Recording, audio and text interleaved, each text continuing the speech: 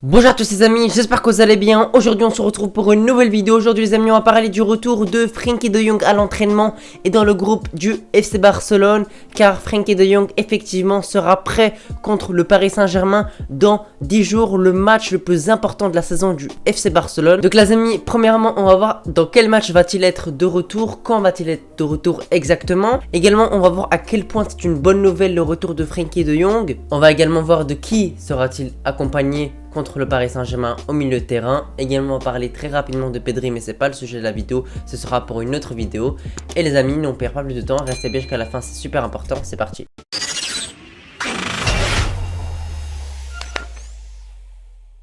Alors les amis, Frenkie de Jong, vous le savez, a été super important pour le FC Barcelone, même s'il a eu deux blessures assez importantes. Celle-ci est celle du début de saison où il s'est blessé, il me semble, d'octobre à novembre, un truc du genre, où ça nous a fait vraiment super mal parce qu'il avait raté un classico, etc.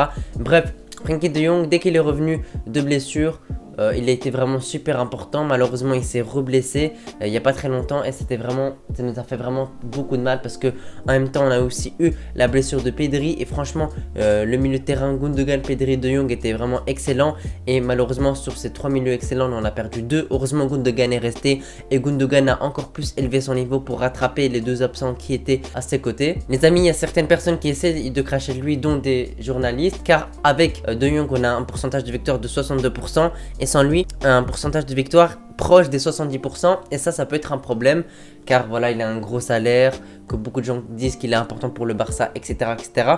C'est vrai que Frenkie de Jong, on n'a pas vu le prime de Jong de l'Ajax Amsterdam, mais franchement cette saison il a fait une très belle saison et il était assez bon. Maintenant les amis, on veut voir le meilleur visage, le meilleur de Jong qu'on peut avoir, car ces prochains matchs, ces prochaines semaines vont être vraiment très importantes pour le FC Barcelone, tels que le Classico, les prochains matchs de Liga qu'il faut absolument gagner pour rester un peu dans la course en Liga, même si on a quand même pas mal de retard. Mais on continue quand même à gagner nos matchs et à prendre les 3 points, c'est ce qui est le principal.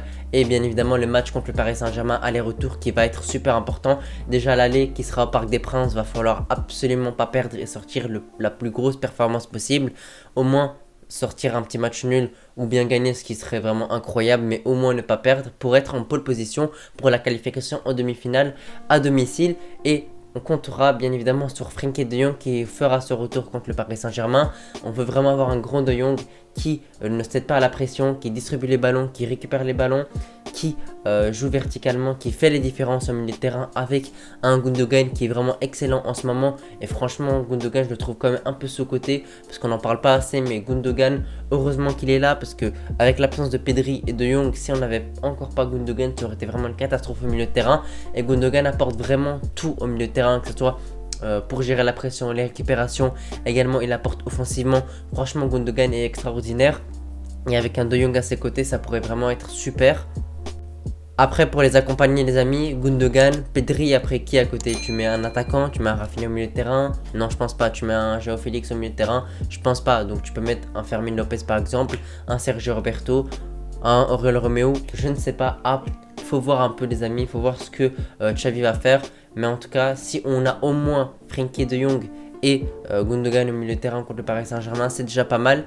Pedri va essayer de revenir. Pour le retour, je pense qu'il sera quand même là, Pedri. Mais pour l'aller, ça m'étonnerait. Et franchement, pour moi, il faut un peu écarter l'idée. S'il est de retour, tant mieux, il faut le mettre sur le banc. Parce que franchement, le faire jouer directement alors qu'il revient encore d'une longue blessure, qu'il se blesse tout le temps, je pense que ce serait vraiment une mauvaise idée. Donc je pense qu'un petit milieu de terrain, Frenkie de Jong, Gundogan, Fermin Lopez pourrait être excellent. Ou bien avec un Sergio Roberto qui franchement sort des belles performances actuellement. Mais bon, c'est pas le sujet. Là, on divague un peu. On va revenir un peu sur Frenkie de Jong. Les amis, même si Frenkie de Jong, tout le monde est heureux qu'il soit de retour contre le Paris Saint-Germain, etc. Mais il faut pas presser la chose. Si les kinés, les médecins du FC Barcelone estiment que Frenkie de Jong ne sera pas à 100% contre le Paris Saint-Germain, autant le mettre sur le banc et le faire rentrer en deuxième mi-temps. Parce que le mettre titulaire contre le Paris Saint-Germain, sachant qu'il n'est pas à 100%, qu'il y a un risque de rechute durant le match, c'est vraiment pas une bonne idée.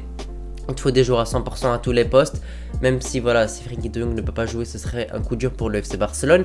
Mais autant ne pas le faire jouer et le laisser récupérer, être en forme pour le match retour qui est le plus important. C'est mieux ça que de le faire jouer, qu'il fasse une mauvaise performance, qu'il se blesse peut-être, etc. Bref, faut vraiment être malin et voilà, faut pas presser la chose. C'est comme Pedri qui pourrait être de retour, mais c'est pas sûr du tout. Moi, je pense que c'est pas une bonne idée d'essayer de le presser parce que déjà que Pedri se blesse assez souvent et même trop, si c'est pour le faire jouer et qu'il se blesse encore ou qu'il sorte une mauvaise performance, franchement, c'est pas du tout une bonne idée. Les amis, le prochain match du FC Barcelone après la victoire contre Las Palmas, ce sera le Paris Saint-Germain. Donc pendant 10 jours les amis, on n'aura pas de match. Ce qui est une bonne chose, c'est que le Paris Saint-Germain auront déjà un classé contre l'OM et auront d'autres matchs. Et ça c'est vraiment une superbe chose.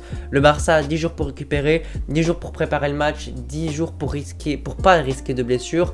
Même si le match contre Las Palmas n'a pas été incroyable non plus, je pense qu'on a quand même un peu géré. Voilà, on s'est pas donné à fond pour pas se blesser. On a eu largement la possession. On a eu 70% à peu près. Rafinha a sorti un bon match. Il n'y a pas eu de blessure. Et donc ça c'est vraiment le plus important. Maintenant il faut préparer le match. Que ce soit avec Frenkie de Jong ou sans Frenkie de Jong. On espère qu'il reviendra rapidement dans quelques jours pour qu'il puisse au moins avoir plusieurs entraînements. Quelques entraînements dans les pattes pour pouvoir jouer ce grand match mardi. Tout va s'enchaîner très vite car une semaine après...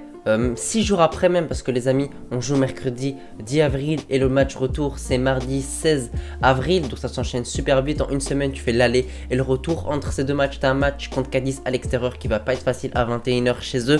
On sait que chez eux c'est pas facile, ils défendent énormément, ils laissent pas d'espace, c'est très dur de percer leur défense. Et juste après le match retour contre le Paris Saint-Germain, tu as le Classico au Bernabeu. Donc franchement les amis, ça va vraiment pas être facile cette fin de saison. Après t'enchaînes Valence, t'enchaînes Gérone, t'enchaînes la Real Sociedad. Bref les amis, ça va vraiment pas être facile cette suite de la saison. Donc on espère déjà que le FC Barcelone va faire de son mieux. Le Barça doit vraiment se donner à fond. On espère que les blessés reviendront rapidement. On espère que les joueurs feront vraiment une bonne fin de saison car... franchement, cette saison-là, tout va se jouer tout de suite. Tout va se jouer en avril, le Classico, la Ligue des Champions, la Liga, tout va se jouer maintenant. Donc on compte sur Xavi pour bien remobiliser les troupes. Le FC Barcelone est sur une très bonne forme, on fait qu'enchaîner les victoires.